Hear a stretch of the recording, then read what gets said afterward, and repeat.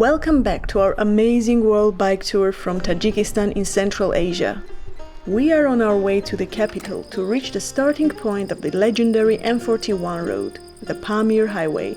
However, there is still one notable obstacle ahead of us. Thank you.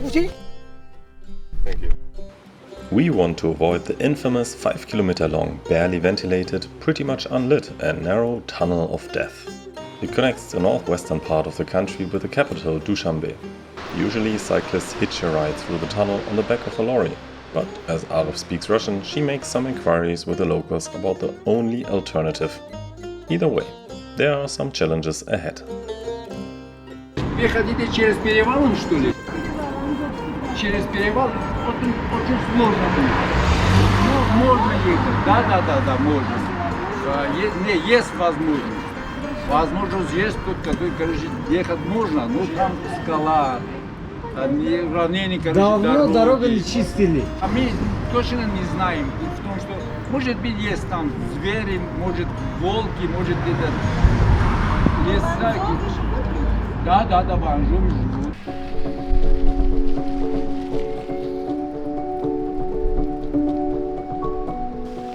The 3,372-meter-high Anzo Pass used to be the only and fairly unreliable road. Heavy snowfall and landslides usually interrupted it for several months per year, and in 1997 an avalanche killed 46 people, burying 15 vehicles. This unfortunate event was probably the final straw, and in 2006 they finished the construction of the tunnel that soon got that reassuring nickname.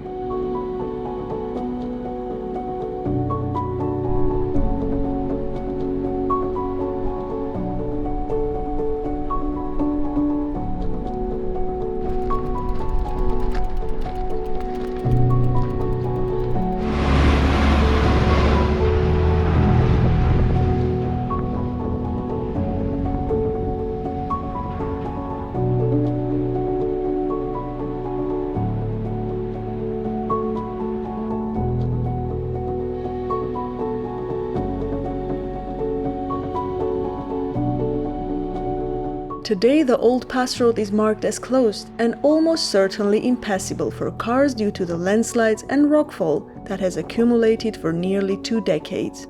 However, we would be very surprised if it wasn't possible at all on our bicycles.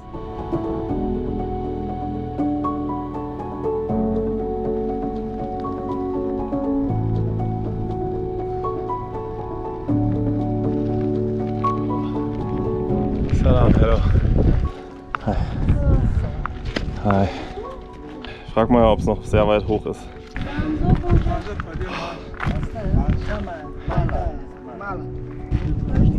Я уже прошел тоже. Да? Я уже прошел. Короче. Может, успеем, да? Успеете. Еще до Анзоба.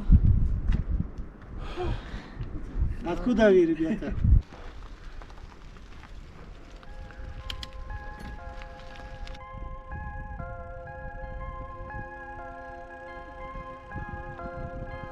Looking at what we've seen since the turnoff to the tunnel, it seems reasonable to assume that the road further up is not very good.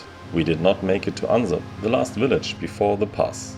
Instead, we end up 12 kilometers and 200 meters ascent short of our minimal goal of the day. When the sun is about to set, this high-spirited man invites us to sleep in his apricot garden.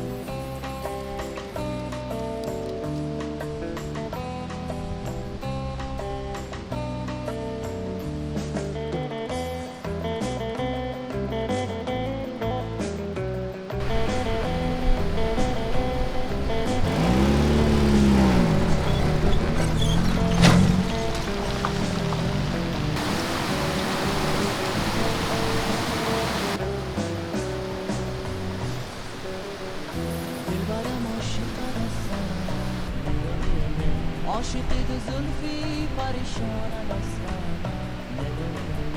دلبرم عاشق دستم عاشقی دو زلفی پریشان. Now we are on about 2,000 meters and we'll have to climb another 1,400 meters in about 20 kilometers. We cannot sleep at the top because of the altitude, so we should climb up and go downhill. I hope we can make it today.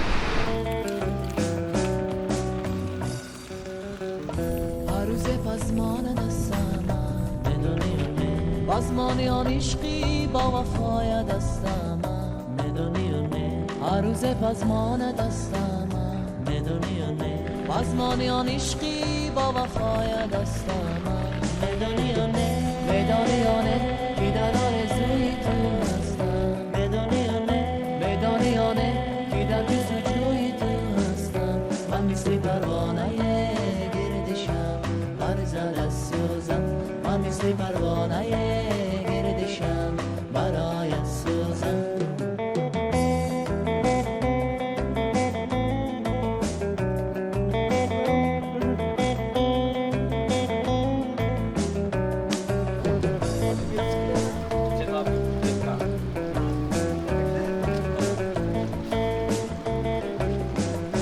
We did already 10 kilometers and then a couple of hundred meters of climb. We've just visited the last little magazine before the mountain pass, the Ansop Pass.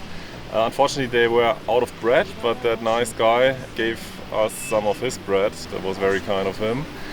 Now very soon the really difficult part starts, where we have to climb about 1,200 meters on gravel.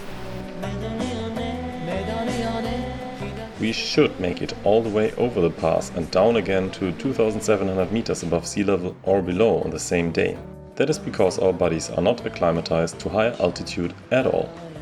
While every person reacts differently, the general advice is to sleep at most 400 meters higher than the night before, starting at around 2,500 meters. Not following this rule drastically increases the risk of altitude sickness. It starts with headaches, dizziness and nausea and can end fatal if not treated, the by far best treatment being immediate descent.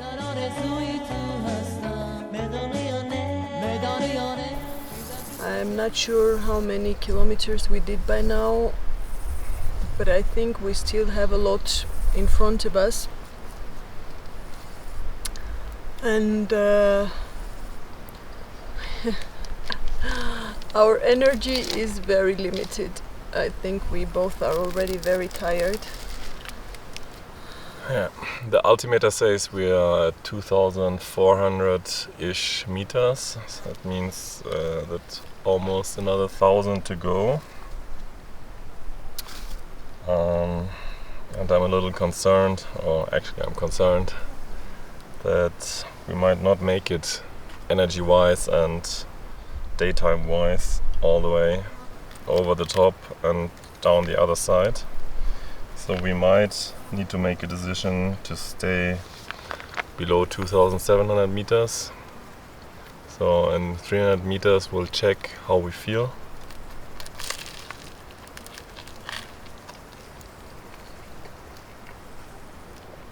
Maybe that would be more sensible.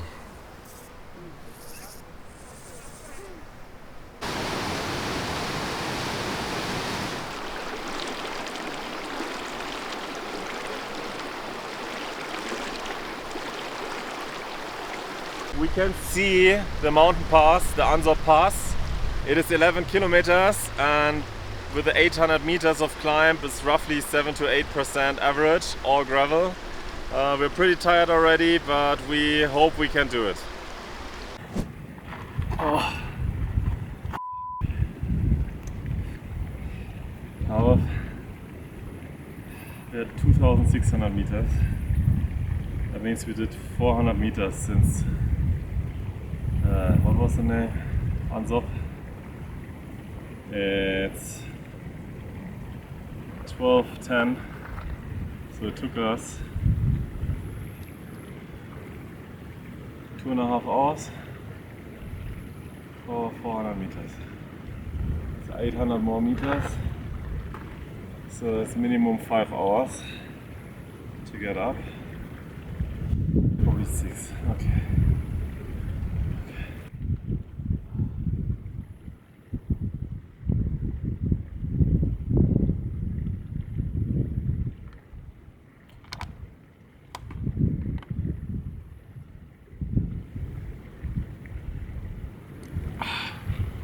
Oh, it's so hard.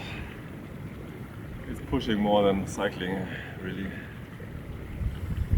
And it's getting cold and I'm sweating at the same time. What the hell?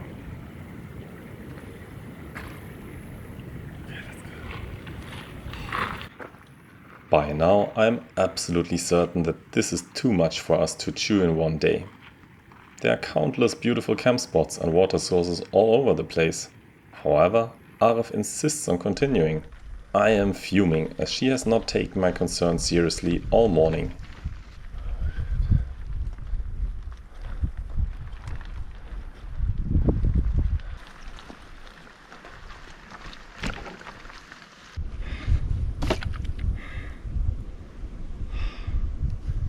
Oh man. It's a little after 2 p.m. Still 8 kilometers and 650 meters or something like this to go. I feel like I'm completely done.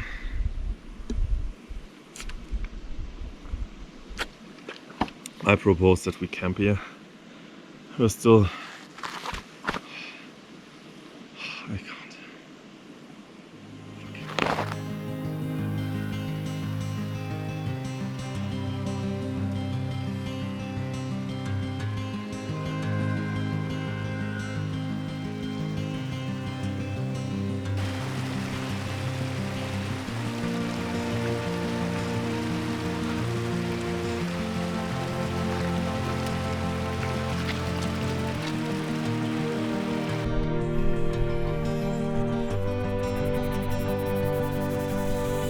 We have cycled up mountain passes with similar altitudes before, but that was on active roads and on asphalt most of the time.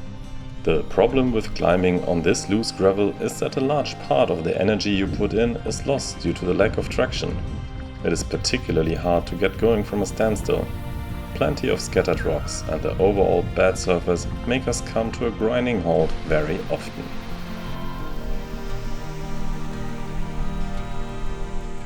For the protocol, I'm absolutely done. My muscles are burning, my knees hurt, I'm so tired. There's water, there's a flat surface, there's a shepherd down there with a lot of sheep and dogs, but someone does not want to stay the night here because we are going to be eaten by the dogs. Come on, why? Earlier in the day, I didn't want to stop because I wanted to stick to our plan to make it over the pass today. That Matthias had snapped at me out of the blue did not help at all. How is he not concerned about the wild predators at this altitude?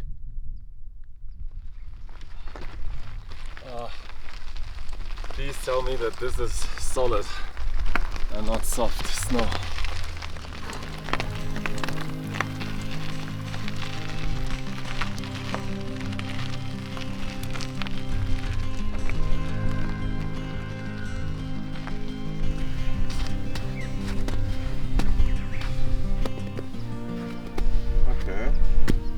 Okay, seems to be pretty solid. Whew. Let's see. I love you.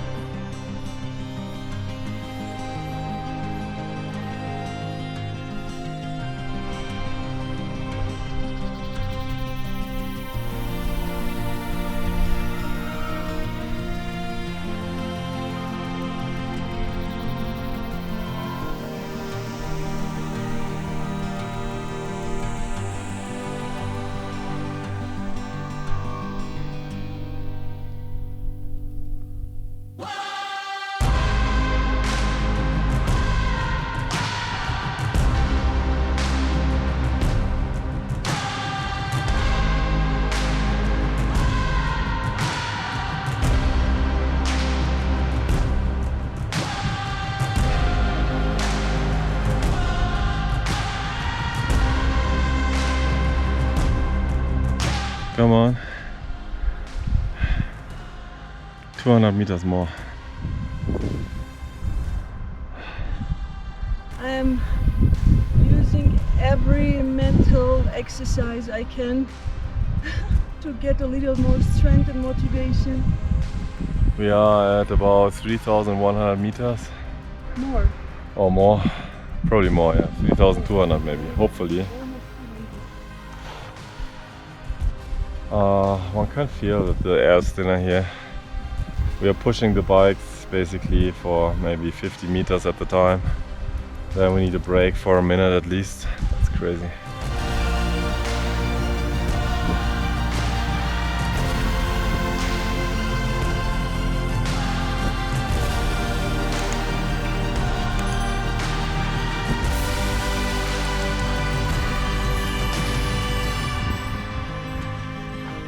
I'm furious. I said about 15 kilometers ago, maybe we should not try to go all the way up today. It's really, really bad. It's too hard. We can't do it. We'll have to go down in the darkness and we'll be too tired anyways. And what's the reality? Just that. It's soon 6 p.m. when we go around this corner. After that corner, still 2 more kilometers to go. But if we the moment we are on that part that goes down, we'll be in the shadow of the mountain, so it will be dark immediately basically. We don't even have enough power in the hands to brake properly with this road. Last 10 kilometers have been f***ing harrowing, but okay, that's what we do.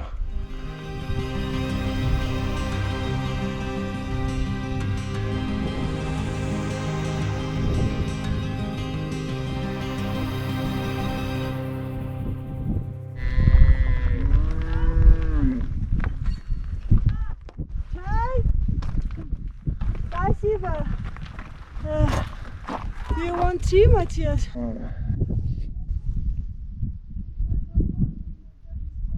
This kind woman invited us to sleep in her house, which, judging the temperatures, would be probably not a bad idea, because we are so exhausted.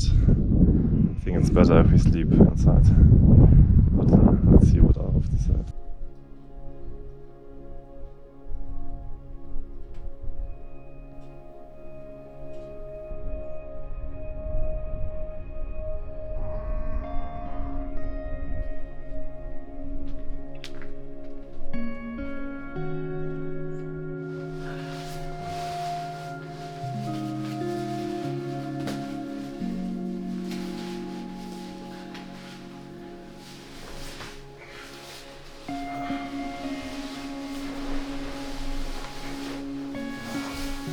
I feel terrible.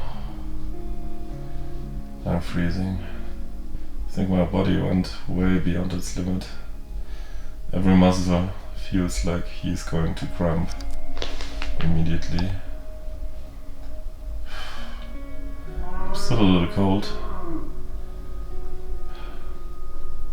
At night I know we will have 7 to 8 degrees because currently we are at the local meteorologist's place at the weather station. We are very exhausted. My back is hurting. Matthias is in full pain. I think after this terrible day we need some rest. So I hope Pamir will not be like this every day. It was very difficult. Oh my god. Oh my back.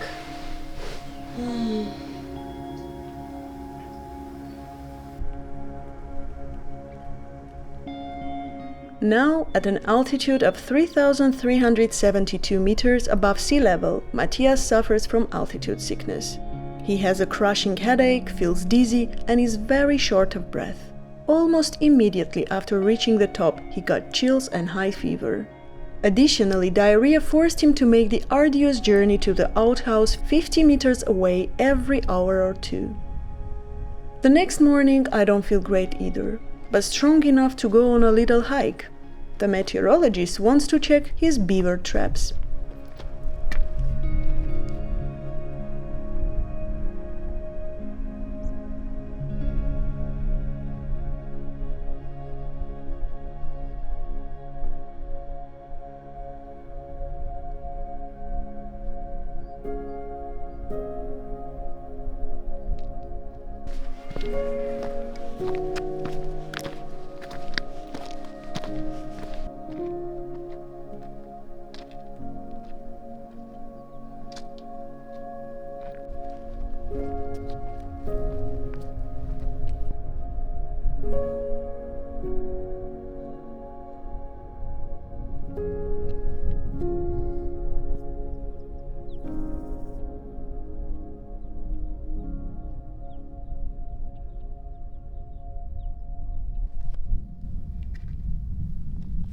Видишь?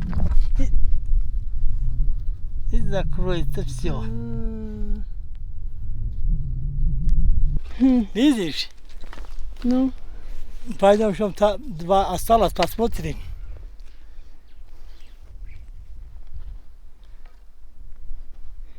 нет? Не выходила. Про ловушку Да. и не выходят. Они очень умные. Да. Да. On our return, it is time to take the readings of the weather station's instruments. He has to take them every 3 hours, day and night.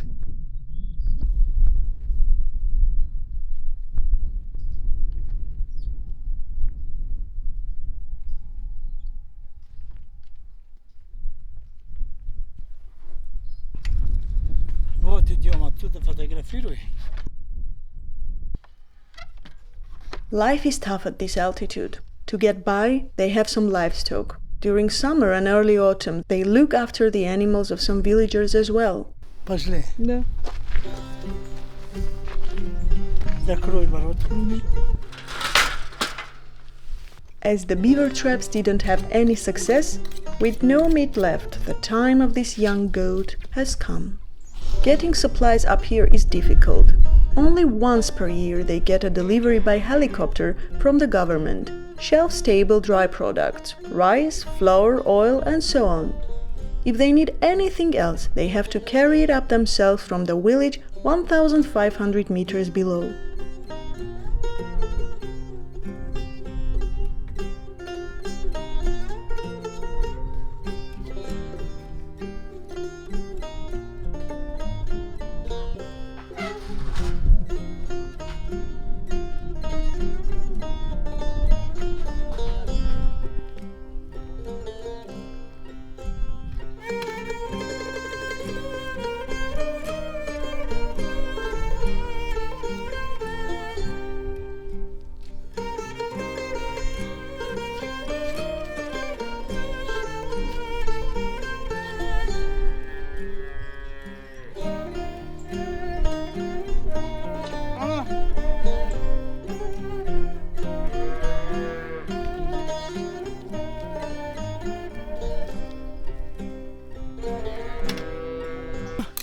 برو دست پاکنی.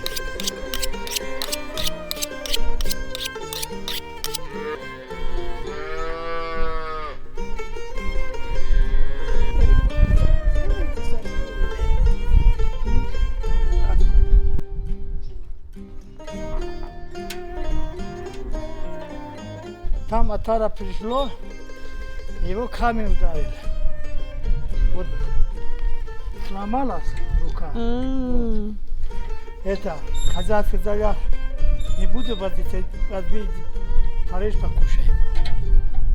Подарил, что ли? Да нет, 300 рублей. Купили. Кто так просто подарит? Да. Сколько стоит такая овечка? Вот это 500-600 стоит. 500-600. Самани.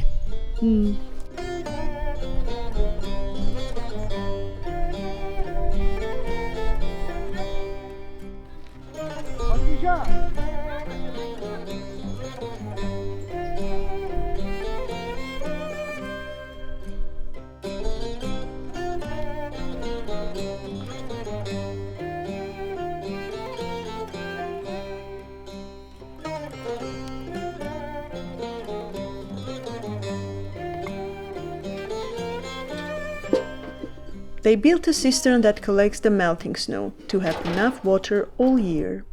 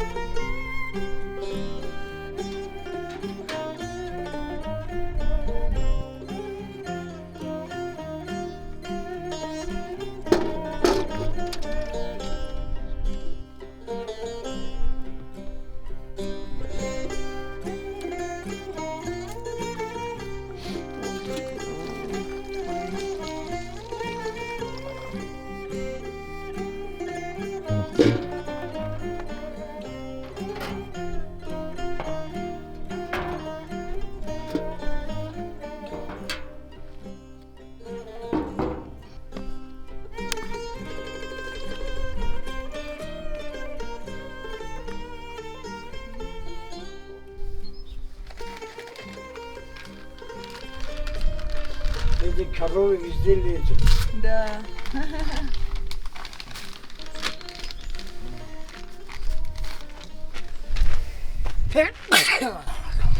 Здоровья. Спасибо.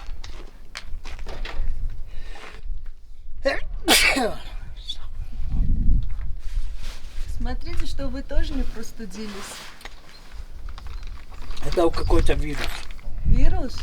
Откуда тут вирус? Бывает же ветер. Ветер привозит вирус? В горы, что ли? А? В горы, что ли? Да. У вас был ковид? А что это такое? Вирус? Не, Корона. не, мне никогда не Ну было. вот, я поэтому... What would happen if they get really, really sick? Can they get help by a helicopter or something? Or? У нас авиация отправит вертолет. Вертолет отправят? Срочно, да. Да. Мгм. М. Yeah, they will send a helicopter. То есть было такое уже? Да. С вами? Когда? Не, вот Нет. это. С женой давление? жене, да. А, 2 года назад. да, У него так давление поднялось, не да, мог больше стать. да. Здесь дорога нет, видишь, дорога плохой. Именно, да, вот поэтому я думала, как это будет. И врачи вот вертолетом приехали, ее забрали в больницу. Да. А в Таджикистане как? За больницу платите вы или государство? Да, откуда как государство? Вы платите за все? Конечно.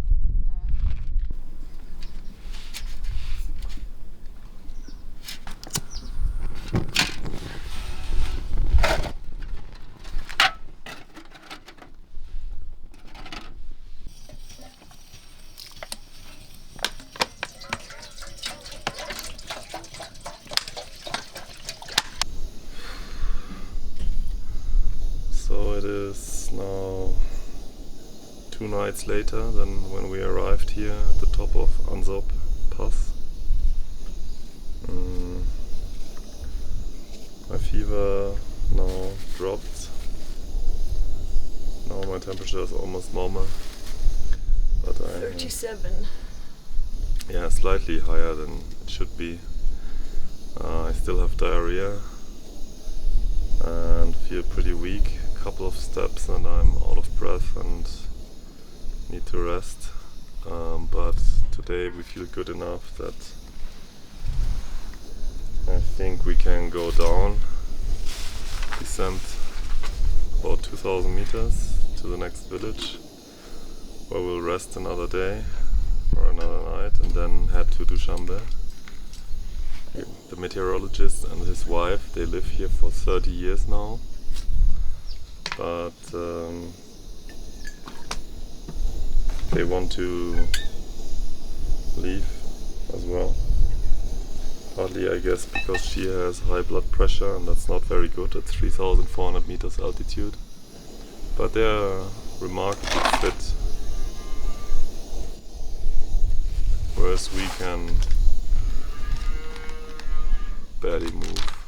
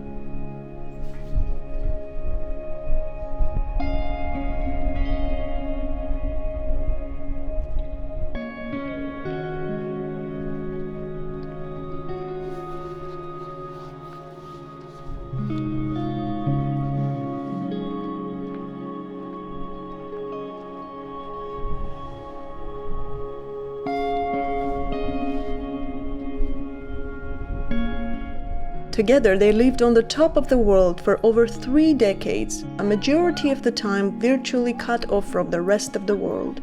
Of course, there has been no phone, no television, no internet, and not even a proper road for the last 20 years.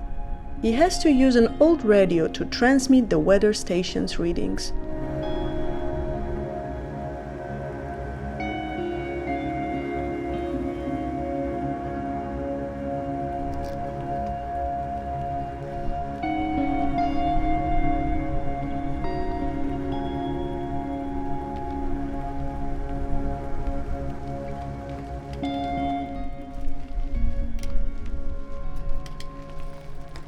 How fortunate that this impressive couple has been here to help us. We are so grateful for all the wonderful people we meet and the help we receive, be it by chance on the road or from our fantastic audience, especially our amazing contributors on Buy Me Coffee and PayPal. Our journey and sharing it wouldn't be possible without you.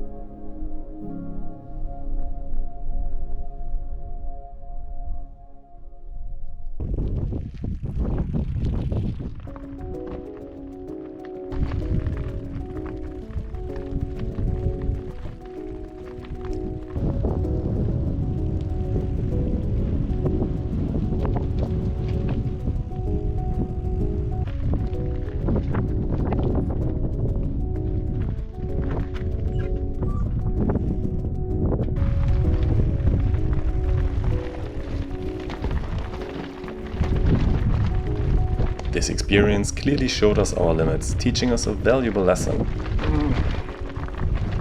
As a couple, as well as a team, clear and effective communication is paramount, especially when the situation gets tough. The last 2 days felt horrendous a lot of the time, which was not necessary at all. We only got into that mess because our communication was off on day 1. Both of us failed to make clear what was driving our decision-making. Matthias, for example, did not know that the villagers had warned me not to camp up there because of wolves and bears, as he doesn't understand Russian.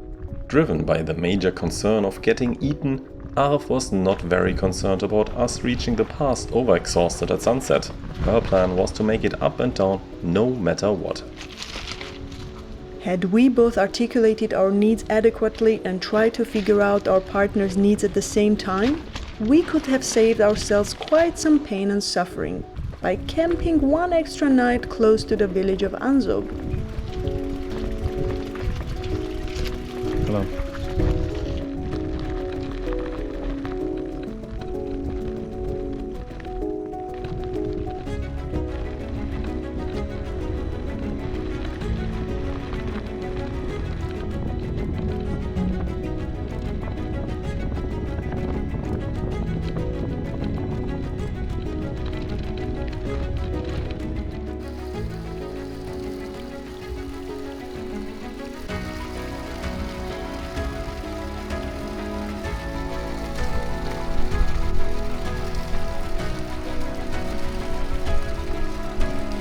Anyway, after descending to 2,300 meters, I quickly feel a lot better.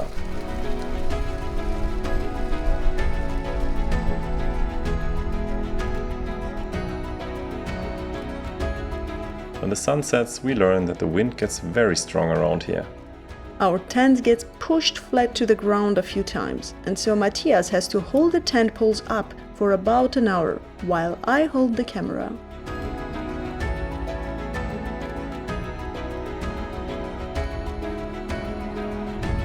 The locals are busy bringing in hay. They drive their donkeys up and down the steep slopes at a staggering pace.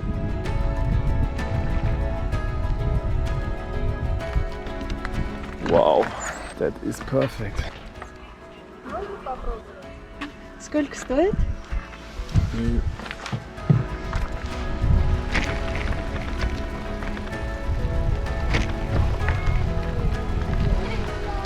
Hello. Hello.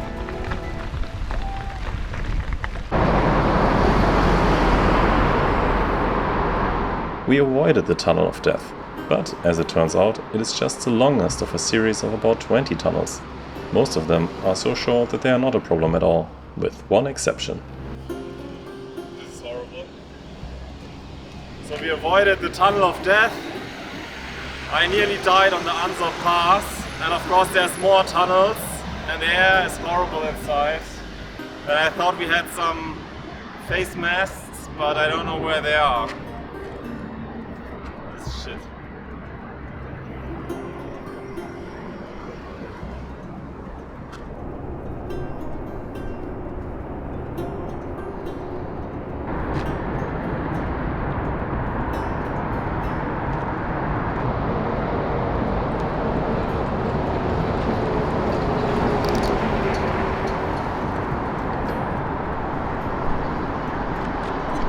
That's the best we can do.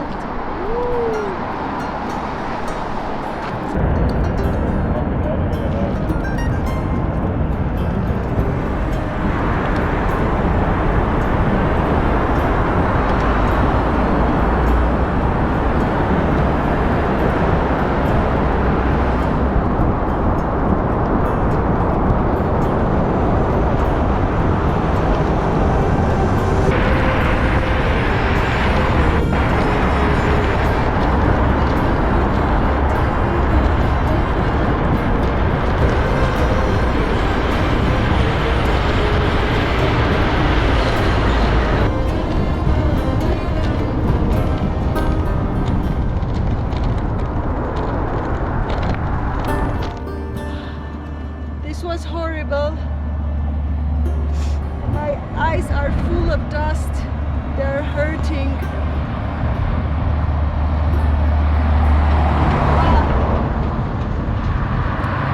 Terrible. I'm happy that we took the Anzor Pass. This was a nightmare. And this was maybe just 1 kilometer. Though just 1 kilometer. The air is horrible. A lot of traffic. A lot of dust. The road is not, like perfectly paved, and pretty scary. Don't want to do this again.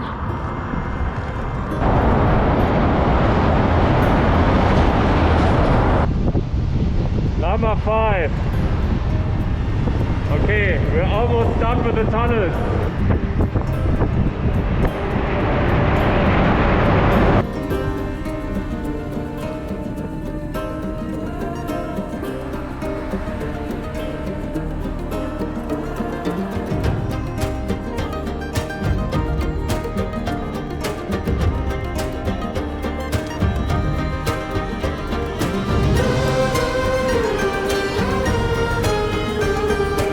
Unbelievable.